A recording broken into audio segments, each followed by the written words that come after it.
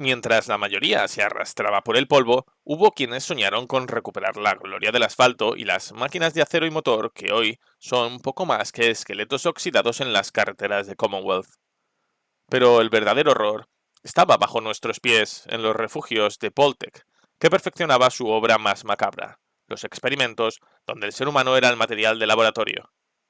Hoy recorreremos ese camino porque solo entendiendo nuestro pasado y los horrores que aún nos rodean, podremos descifrar qué nos espera en el horizonte de Fallout 5. Al fin. Lo hemos conseguido. Estamos bien.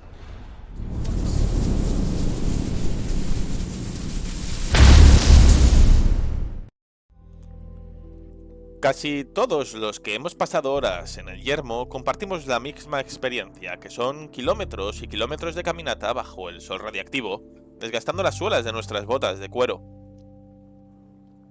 Hoy vamos a analizar los vehículos que realmente funcionarían en la cronología de la saga. Para hablar de motor en Fallout, es obligatorio viajar al pasado, concretamente al segundo Fallout. Aquí encontramos al rey absoluto de la carretera, el Chryslus Highwayman, un coche que representa un hito, porque es el único vehículo que el jugador puede poseer, reparar y conducir de forma efectiva por el mapa. Lo interesante es cómo funcionaba. En este universo, la crisis del petróleo dictaba las reglas, así que el Highwayman no usaba gasolina. Se alimentaba de células de microfusión, lo que lo convertía en una joya tecnológica de la preguerra. Los jugadores de la vieja escuela recordarán con mucho cariño ese maletero con capacidad casi infinita. Era la solución perfecta para dejar de gestionar el inventario cada 5 minutos. Tener un Highwayman no solo te permitía viajar más rápido entre ciudades, sino que te daba un estatus diferente en el yermo. Esto era un símbolo de que habías logrado domar un pedazo de la tecnología que el resto del mundo daba por perdida.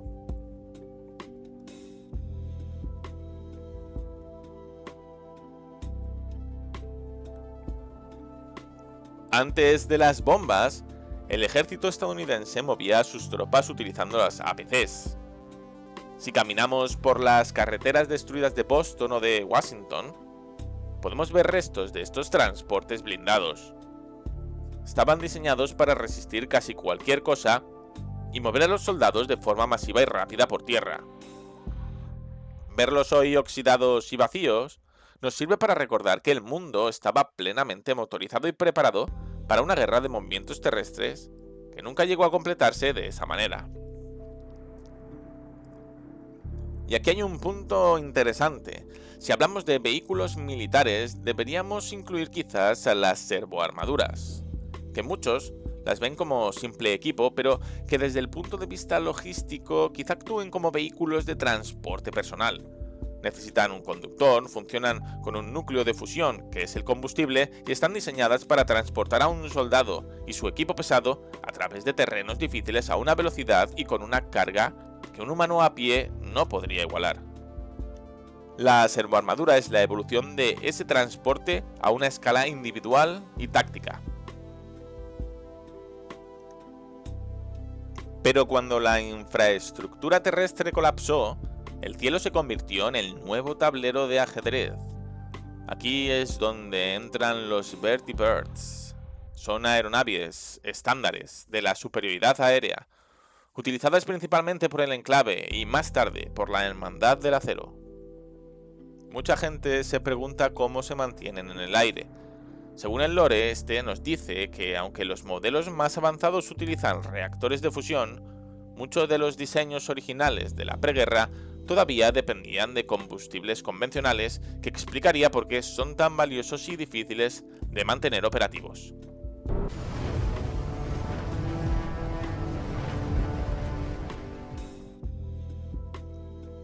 Incluso en el caos del post-apocalipsis, el transporte a gran escala ha intentado sobrevivir. En Fallout 3 existe una curiosidad técnica muy famosa, el tren de la expansión Broken Steel. Debido a las limitaciones del motor del juego, ese tren era en realidad un sombrero gigante colocado sobre un personaje invisible que corría a toda velocidad bajo el suelo. Un truco de desarrollo divertido, pero dentro de la historia nos dice que restaurar las vías ferroviarias es una prioridad para cualquier facción que quiera controlar el territorio. Por otro lado, en New Vegas vemos que la NCR logró poner en funcionamiento el monorraíl de Strip, conectando el campamento McCarran con la ciudad. Es un ejemplo de logística funcional en un mundo que está roto, y si miramos hacia el mar, como ocurre en Fallout 4, con el viaje a Far Harbor, el transporte marítimo se presentaría como la única opción para conectar zonas aisladas por el agua. Estos son barcos pesqueros modificados que, a pesar de las mutaciones marinas, consiguen trazar rutas comerciales vitales.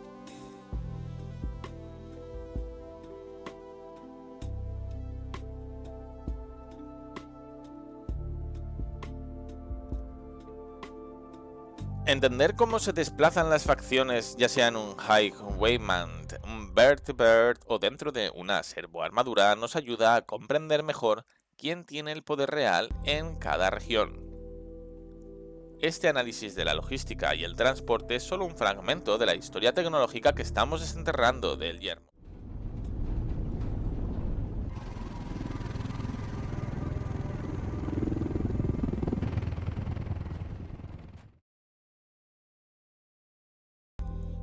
El programa de refugios de Vault-Tec operaba como una red de laboratorios que utilizaba a la población civil como sujetos de pruebas en un mundo post-apocalíptico.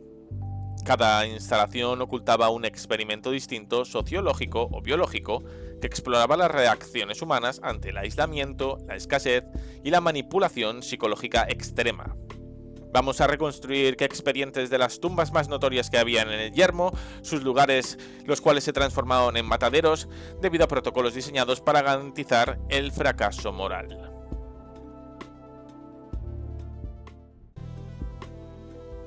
El Refugio 11 funcionaba bajo una orden automática la cual obligaba a los residentes a tener que elegir y ejecutar a uno de los suyos cada año, bajo la amenaza de que el sistema de soporte vital acabaría con todos si esta no se cumplía.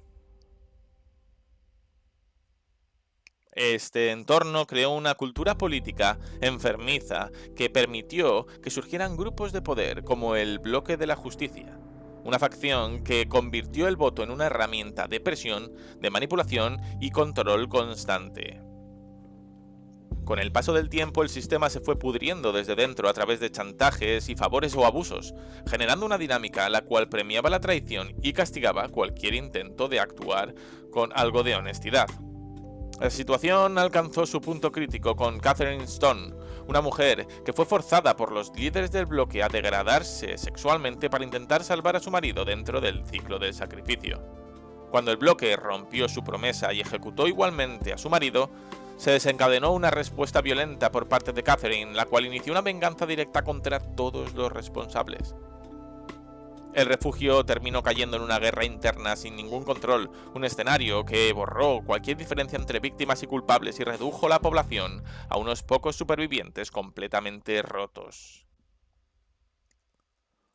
En la fase final, los 5 últimos habitantes se reunieron en la cámara de sacrificio y decidieron no elegir a nadie más. Una decisión que rompía por primera vez con las reglas del sistema. Y fue entonces cuando el refugio reveló la verdad. Nunca hacía falta matar a nadie. Una revelación lo cual llevó a 4 de ellos al suicidio, dejando a un único superviviente cargando con todo lo que había ocurrido.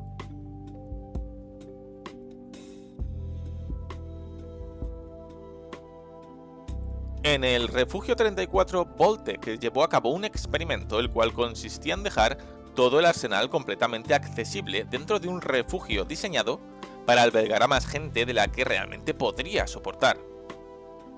El hacinamiento constante sumado a la presencia de armas en cada esquina generó una tensión continua que fue debilitando la autoridad del supervisor hasta convertir el refugio en un lugar gobernado por la fuerza.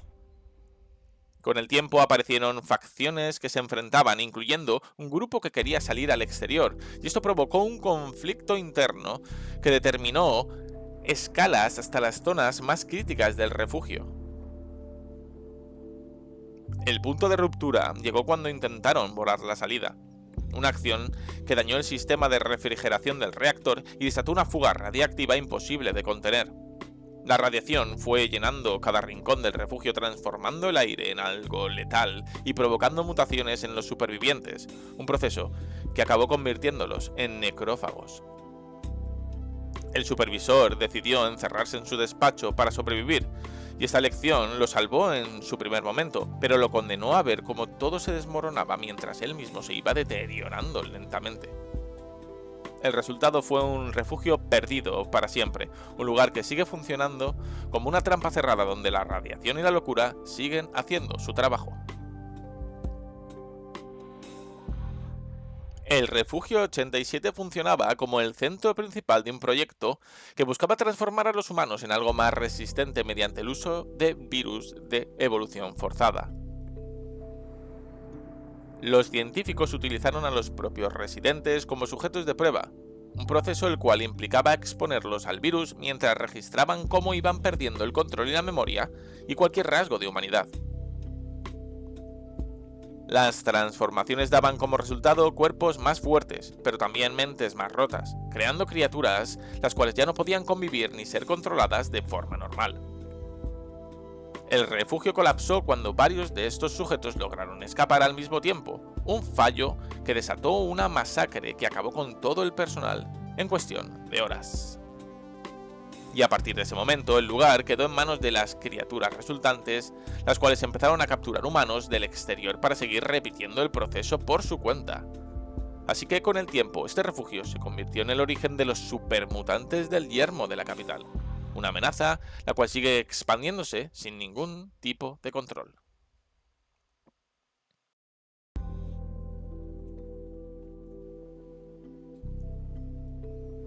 El Refugio 92 fue presentado como un lugar para proteger a grandes músicos, pero en realidad formaba parte de un experimento el cual utilizaba el sonido para alterar la mente de los residentes. El sistema se basaba en emitir frecuencias y ruido blanco de forma constante, una técnica que permitía introducir estímulos ocultos que afectaban al comportamiento sin que nadie fuera consciente de ello. El objetivo era provocar respuestas agresivas y controlables, creando un entorno la cual funcionaría como prueba para manipular personas a través del sonido. Pero con el tiempo los efectos se volvieron incontrolables, generando paranoia, ansiedad y episodios de violencia que empezaron a romper la convivencia dentro del refugio.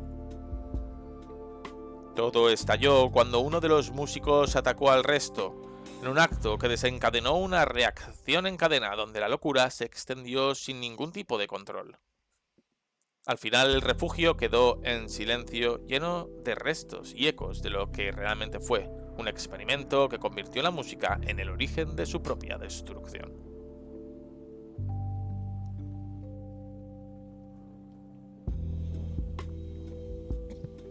El Refugio 77 fue un experimento de aislamiento extremo. Vault-Tec metió a un solo hombre en este refugio gigante, diseñado para cientos de personas, y su objetivo era ver cuánto tardaba en volverse loco sin ningún contacto humano. Al principio, casi se suicida por la soledad, pero encontró una caja llena de marionetas de mano. En lugar de ayudarlo, esto lo terminó de rematar. Empezó a hablar con ellas, a ponerles nombres y a creer que tenían su propia vida.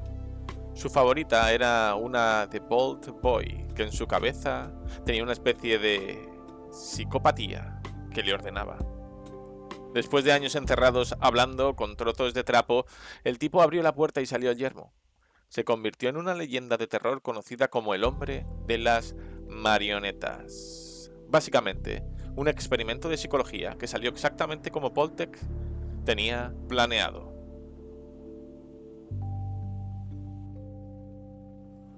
Los refugios no fueron soluciones al fin del mundo, sino catalizadores de una nueva forma de salvajismo que Vault-Tec sembró con paciencia bajo la tierra.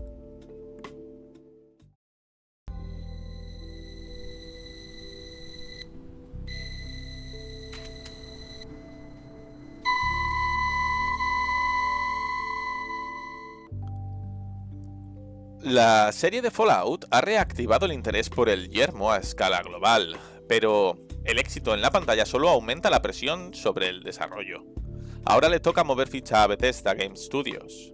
Fallout 5 se encuentra ante una oportunidad histórica: dejar de ser una secuela para definir qué significa el RPG de supervivencia en esta generación. El escenario debe marcar el diseño desde la raíz, alejándose de los mapas que son simples parques temáticos. Imaginemos una ciudad costera parcialmente hundida, donde los barrios inundados dictan el ritmo del avance. Estructuras verticales convertidas en fortalezas improvisadas y comunidades que sobreviven gracias al comercio fluvial o al control de presas oxidadas. Quizá un entorno con estas características transforma cada sistema del juego. La exploración se vuelve tridimensional y el peligro acecharía desde las profundidades del agua también, o desde una azotea a 20 plantas por encima de tu cabeza. Aquí la supervivencia depende de conocer las rutas seguras, de entender las mareas radiactivas o de tratar el territorio como un organismo cambiante que respira y que puede mutar. Los Fallout clásicos y New Vegas consiguieron algo esencial: otorgar a cada región un carácter político, económico y cultural propio. La geografía moldeaba la ideología de quienes la habitaban, y Fallout 5 tendría que recuperar esa coherencia sistémica. Quizá un mapa diseñado como un ecosistema donde las facciones no aparecen por azar, sino que surgen de la gestión de los recursos o de la escasez y del conflicto territorial puro. Cuando el mundo tiene reglas claras, el jugador empieza a comprender finalmente cuál es su lugar en él. El siguiente paso es la simulación profunda, con el salto del Creation Engine 2. Existe el margen técnico para construir espacios mucho más complejos y sobre todo mucho más conectados. En Fallout 5 debe apostar quizá a la densidad en lugar de la dispersión. Estaría bien calles con interiores integrados, donde cada edificio sea accesible sin interrupciones ni pantallas de carga que rompan la inmersión. Quizá un mundo dinámico que evolucione incluso cuando el jugador no estuviera presente. Aquí la inteligencia artificial debe responder a objetivos lógicos: proteger su territorio, cazar para subsistir, quizá patrullar zonas estratégicamente. Los depredadores más peligrosos del yermo no pueden ser simples sacos de puntos de vida, y deben actuar con patrones de caza reales o capacidad de adaptación al entorno. También la servoarmadura, por ejemplo, por su parte, requiere un tratamiento de maquinaria pesada. El siguiente nivel de fidelidad implica un mantenimiento constante y la aparición de algunas vulnerabilidades específicas en el combate. Vestir una de estas unidades debería alterar la economía del jugador y condicionar su movilidad, transformando radicalmente el impacto en su entorno. La tecnología no es un escaparate visual, sino un soporte invisible que permite que el mundo reaccione a cada uno de nuestros pasos.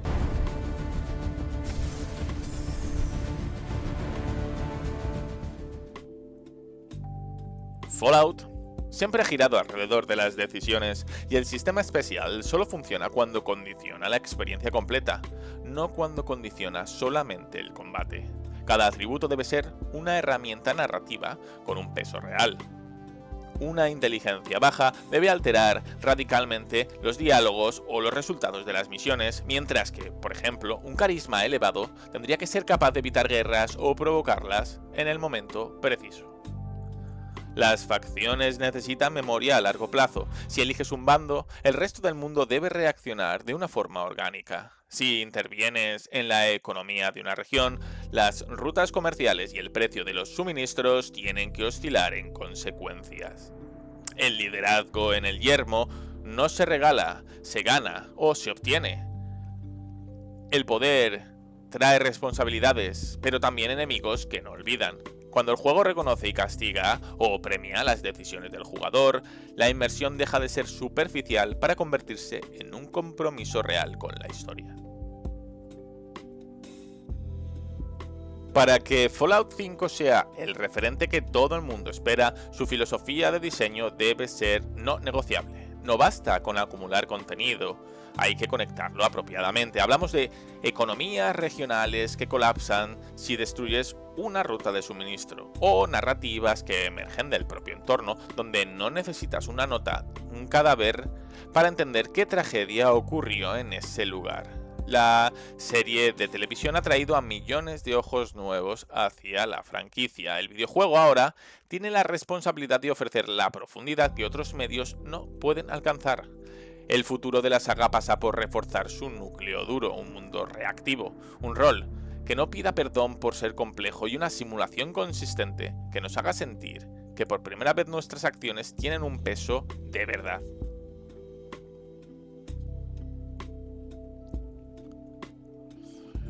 Somos conscientes de la realidad. The Elder Scrolls 6 va a llegar primero, y esto sitúa a Fallout 5 en un horizonte lejano, aunque esa distancia puede ser en realidad una ventaja estratégica. Este tiempo permite a Bethesda observar las tendencias de la industria y analizar los aciertos del pasado, incluso detectando errores que han lastrado a otros títulos de mundo abierto. El yermo siempre ha sido una metáfora sobre la reconstrucción y sobre cómo las sociedades se reorganizan tras un colapso total. Así Fallout 5 puede convertirse en el capítulo definitivo que narre esa reconstrucción para una nueva generación de jugadores. La base técnica está lista, la audiencia está más hambrienta que nunca y la tecnología seguirá avanzando, así que el éxito del próximo paso solo depende de una decisión creativa firme y valiente.